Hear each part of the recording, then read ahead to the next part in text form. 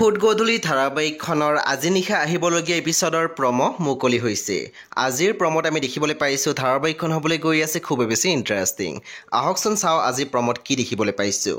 আজিৰ প্ৰম'ৰ প্ৰথম ভাগত আমি দেখিবলৈ পাইছোঁ অনুৱে ইছুক কৈ আছিল, সফল ডেকাৰ পৰা পুৰুষ হৈছাই যেতিয়া ভাবিলেই বুজি পাবা।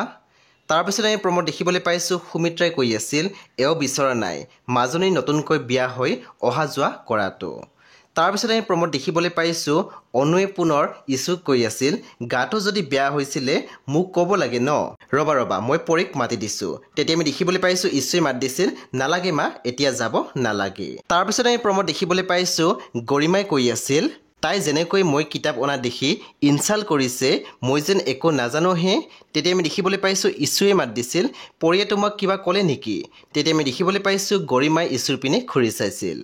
সেই বন্ধু বান্ধৱীসকল আজি নিশা 8:30 বজাত ৰং টিভিত আহিবলগীয়া ফুড গধূলি ধাৰাবাহিকখন খুবেই বেছি ইণ্টাৰেষ্টিং হ'বলৈ গৈ আছে। সেয়ে আপোনালোকে চাবলৈ একেবাৰে নাপাহৰিব। পৰৱৰ্তী আপডেটৰ বাবে আপোনালোকে মোৰ চেনেলটো ছাবস্ক্ৰাইব কৰি কাষত থকা বেল আইকনৰ টিপি দিবলৈ একেবাৰে নাপাহৰিব। আৰু প্লিজ আপোনালোকে মোৰ ভিডিঅ' এটা লাইক কৰি দিব।